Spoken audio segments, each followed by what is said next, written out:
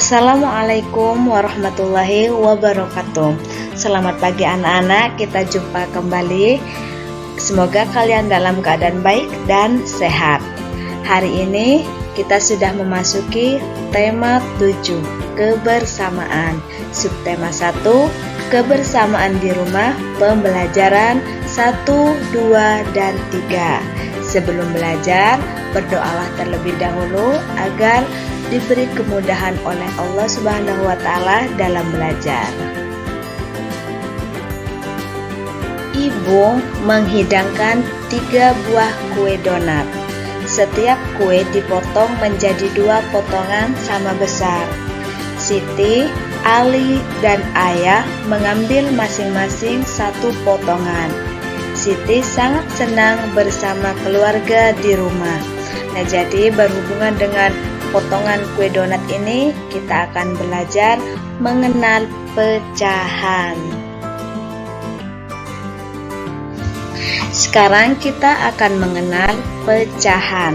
Perhatikan gambar berikut. Nah, ini adalah gambar donat utuh. Lalu dipotong oleh Ibu Siti tadi menjadi 2 bagian sama besar. Nah, masing-masing bagian ini disebut setengah. Paham ya? Jadi, donat yang utuh tadi dipotong menjadi 2 bagian sama besar dan masing-masing bagian disebut setengah. Contoh lain, ini juga ada 1 donat utuh, lalu dipotong atau dibagi tidak sama besar, seperti ini. Nah, seperti gambar ini, apakah ini dikatakan setengah? Tidak, jadi ini bukan setengah. Yang dinamakan setengah itu potongannya sama besar, seperti gambar yang di atas. Coba sekarang perhatikan lagi, ini ada 1 donat utuh, lalu dibagi menjadi 2 bagian donat sama besar. Nah, jadi ada 1 bagian donat dari 2 bagian donat yang dipotong tadi. 1 bagian ini bisa dikatakan setengah atau dilambangkan dengan 1 garis 2. Nah, kalau ada seperti ini, 1 garis 2 ini dibaca setengah atau 1/2. Sekarang kita lengkapi pernyataan berikut dengan tepat. Nomor 1, sebuah donat dibagi menjadi 2 bagian sama besar. Setiap bagian disebut titik-titik bagian. Nah, jadi setiap bagian pada gambar donat di samping itu 1/2. Jadi setiap bagian disebut 1/2 bagian. Nomor 2, Siti memiliki kertas berbentuk persegi panjang. Kemudian kertas tersebut ia potong menjadi 2 bagian sama besar. Setiap potong kertas adalah titik-titik bagian. Nah, ini caranya sama dengan nomor 1 dan gambarnya juga sama ya, sama besar. Jadi, setiap potong kertas adalah 1/2 bagian. Nomor 3, Siti memiliki kue donat. Siti ingin mendapatkan setengah bagian dari kue tersebut. Siti harus memotong kue tersebut menjadi titik-titik bagian sama besar.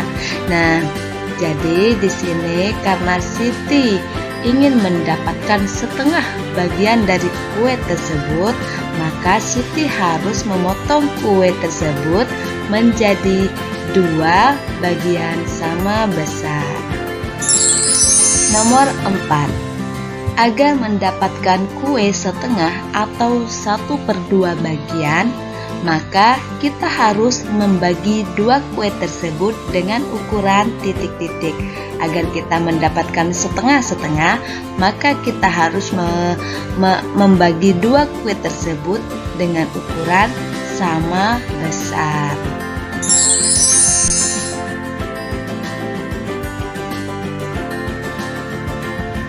Siti memotong kue pudingnya menjadi 3 bagian sama besar. Nah, kalau suatu benda dipotong menjadi 3 bagian sama besar, maka bagian tersebut menjadi 1/3. Jadi nilainya 1/3. Kalau suatu benda dipotong menjadi 3 bagian sama besar, maka nilainya 1/3. Kalau yang tadi, donat tadi dipotong menjadi 2 sama besar, maka dibaca 1/2 atau setengah. Sedangkan yang ini, puding ini, karena dipotong menjadi 3 bagian sama besar, maka nilainya 1/3. Artinya 1 bagian dari 3 bagian seluruhnya, atau dibaca 1/3 atau 1/3. Sekarang perhatikan, ibu akan membacakan bacaan berikut. Di dekat rumah Ali ada kolam renang. Hampir setiap hari Minggu, Ali bersama teman-temannya bermain di kolam renang. Hari ini mereka asik bermain menjaring ikan. Mereka bermain di kolam yang dangkal. Dalam permainan menjaring ikan terdapat gerakan berjalan di air. Nah, kira-kira bagaimana gerakan berjalan di air? Nah, ini adalah gambar gerakan berjalan di air. Bagaimana cara berjalan di air? Nah, perhatikan ya. Posisi tubuh saat jalan kaki di dalam air adalah punggung lurus dan bahu tegak. Dengan punggung yang lurus ini mengharuskan otot perut kita akan melawan tekanan air saat bergerak maju ke depan. Untuk posisi kaki, melangkahlah seperti biasa. Dalam setiap gerakan melangkah, angkat juga lutut kita lebih tinggi untuk melibatkan otot perut lagi. Ayunkan juga tangan kita selama berjalan di bawah air. Nah, seperti itu kira-kira gerakan berjalan di air. Bagaimana cara bermain menjaring ikan?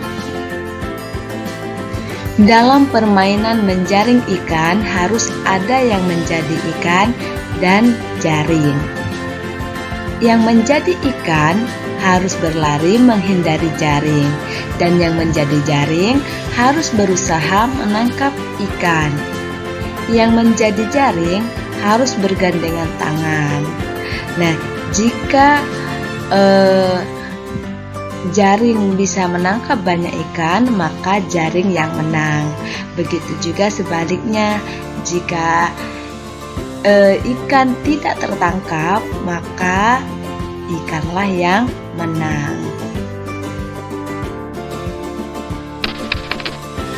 Arsirlah setengah bagian dari gambar berikut.